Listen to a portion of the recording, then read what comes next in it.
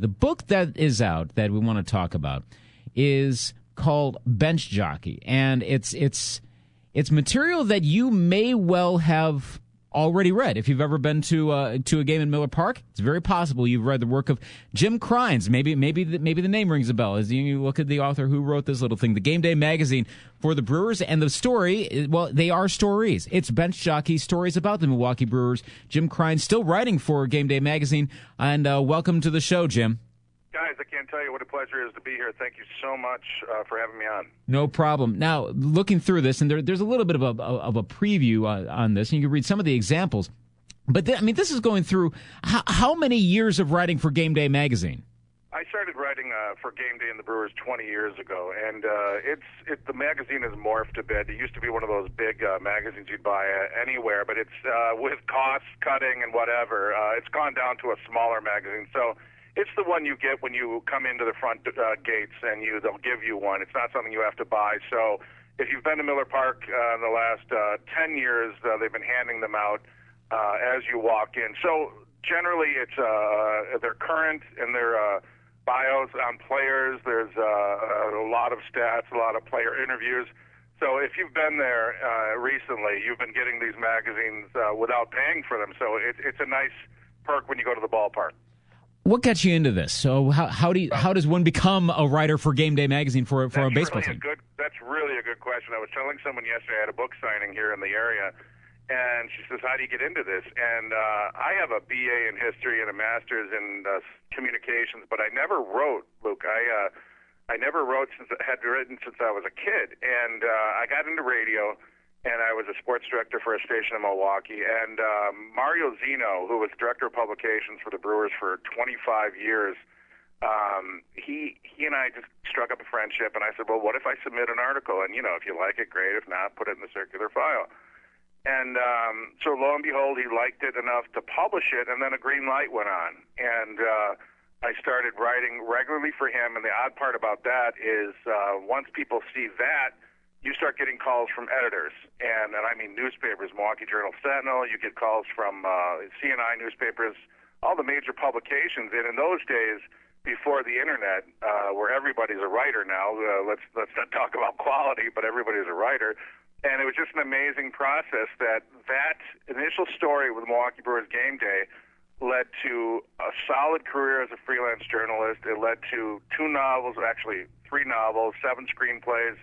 And now this just an accumulation of articles. But that was really a good question in terms of if there's somebody young out there listening, sometimes you don't know how it happens. It just kind of happens to you. Let life happen to you.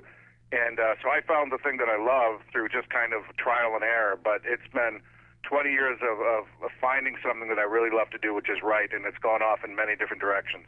The content in Bench Jockey. We're talking to Jim Crines, the author of Bench Jockey, stories of the Milwaukee Brewers that you've written about. I mean, obviously, a lot of individuals. There are a few stories there, but in terms of players, and you can see a preview at Amazon. And by the way, if you want to see what we're talking about at the WAYY Twitter account, or go to the Luke and the Captain page right now, WAYY790.com. Look at my Twitter account, and I just retweeted it right there, and you can see there's some big names in there. And you write about Jackie Robinson in number 42 and Craig Counsell, Pat Listash, though, and you start to get into some of the names, right. Bill Wegman over the years. Right. What? I'm just stunned you actually tweeted on me. That's amazing. Yeah, actually, welcome to the Twitterverse there. But I wonder which player stories. It's a broad question, but which player stories interest you most? Maybe in terms of either visibility or background. That's really, and I'm not kissing up to you. These are really good questions. The funny thing about this is, any reporter, I've been in the locker rooms to the gills. I've been in the Packers locker room. I've been in the Bucks, hockey, all sorts of things, right? So you go through that phase of agape, wow, I'm standing next to, Roger Clemens, or wow, I'm standing next to Prince Fielder, talking to Prince Fielder. But that tends to go away, and then you start, for my curiosity, I see and always have seen behind the scenes. I ran the sausage race once for an article. If you remember the old county stadium, there was a chalet where I spent a game up there with Bernie. It was kind of boring. But I got to do the things that most journalists couldn't do because I was writing for the Brewers. Now, getting to know these people, I always start an article off with catching them off guard, a question that kind of brings them to the table. For instance, with Randy Wolf, we talked about Star Wars. Okay, you're not going to find that in your major daily. We found out that he likes Star Wars with you don't get these kind of things in your Journal Sentinel. And you mentioned in the beginning about how a lot of these people may have read some of these articles. That's true. A lot of them may have read one or two, but here are the 38 in addition that you didn't get a chance to read, and that's why I put this thing together. But you're back to your question in terms of what meant the most.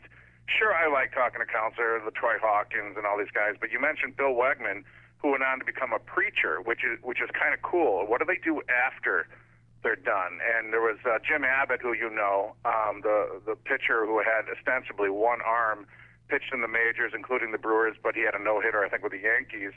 And these are the stories. He's an inspirational speaker now for obvious reasons. And then there's Dave Baldwin, who went on to become a physicist, and kind of the neatest thing, as a screenplay writer, Mark Ciardi, who most people wouldn't know, but he pitched for the Brewers in the 80s. And he's now a major film producer. He came out recently with $1 Million Arm, as many of you have seen. He came out with Secretariat and Miracle on Ice. So here's a guy that, played ball but went on to different things. And I think that's the most gratifying thing for me. But I don't want to waste your time with my favorite story, but I'll give you the bullet. Joe Crawford is a coach for the Brewers, and what he does during a game, he will analyze all the pitches, and the players will come in here. It's off the dugout, and they will look at pitches that they took during the game to look at the pitches to other players.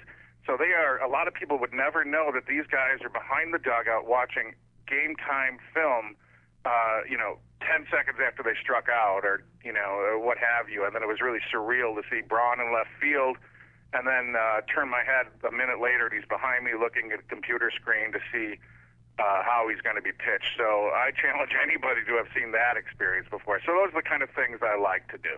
Jim Crine's the author of Bench Jockey, the stories of the Milwaukee Brewers, here on 790 WAYY.